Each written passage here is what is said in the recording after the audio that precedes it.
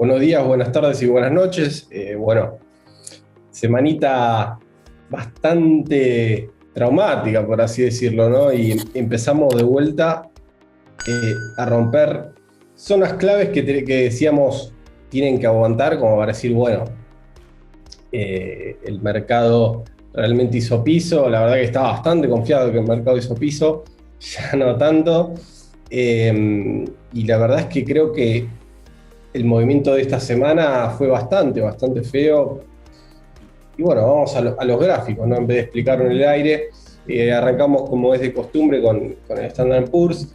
La verdad que este movimiento abajo de 4.170, ¿no? Uno podría llegar a ser un poco más benevolente y decir, bueno, 4.100, bastante feo, ¿sí? Vamos a activar las medias.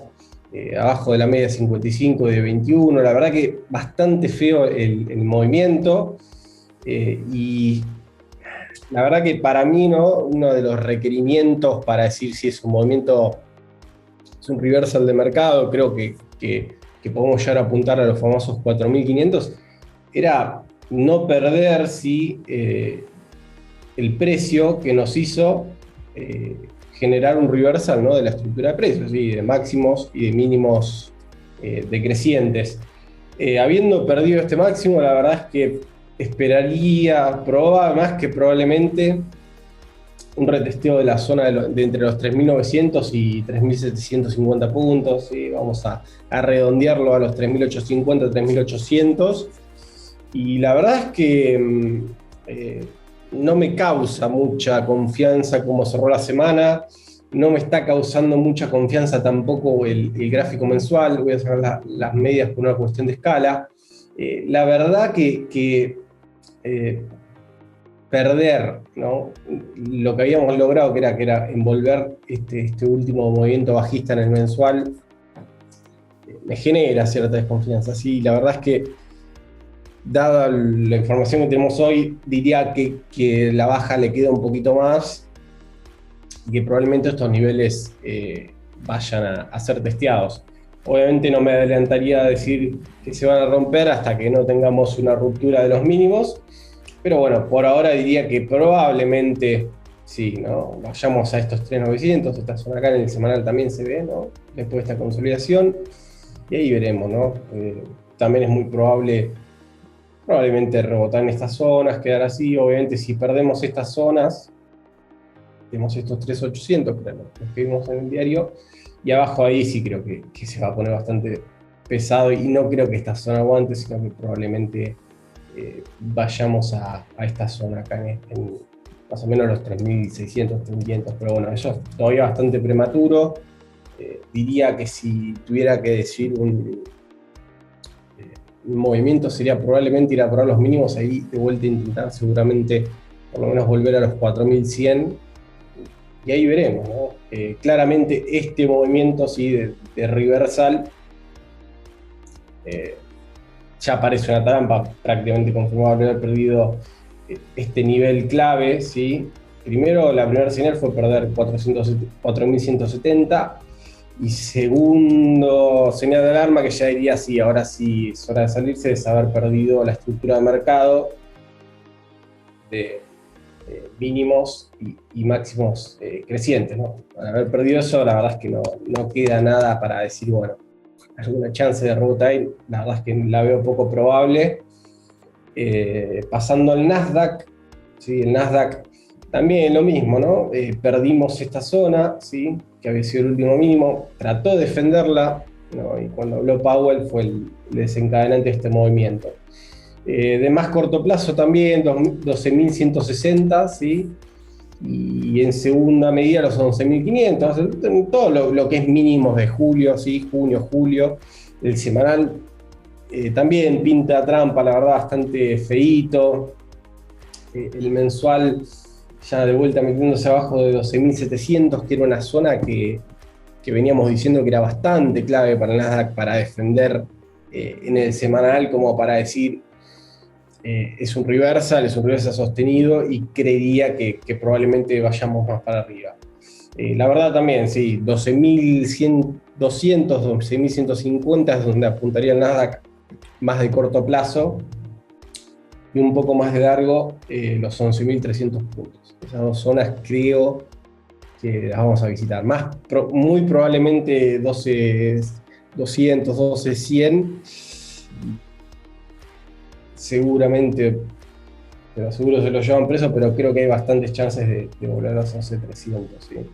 El Dow, que venía siendo el índice más retrasado, sigue siendo el más castigado, el que más feo está. Feísimo el movimiento, feísimo, feo el mensual, feo. O sea, feo digo de probablemente vayamos a mínimos, no de que haga nuevos mínimos por hora. El Dow sí, esperaría otro un poco más. El tema es que al Dow tampoco le queda mucho más. 31.500, 31.400 sería el objetivo que me aventuraría a decir de cortito plazo del Dow, por ahí un poquito más abajo en estos soportes. ¿Sí? Y bueno, ahí veremos. No, si rompe 31.200, esperaría revisitar las zonas de las 200. ¿No? Está bastante débil. El diario, el cierre diario no tiene mucho remate. La verdad es que habiendo perdido toda esta zona, que fue soporte por casi un año, no es nada bueno. Y bueno, tiene pinta, por ahora tiene todo pinta de otra trampa. ¿Sí?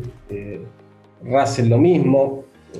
Perdió los 1914, que eran como el nivel que tiene que sostener.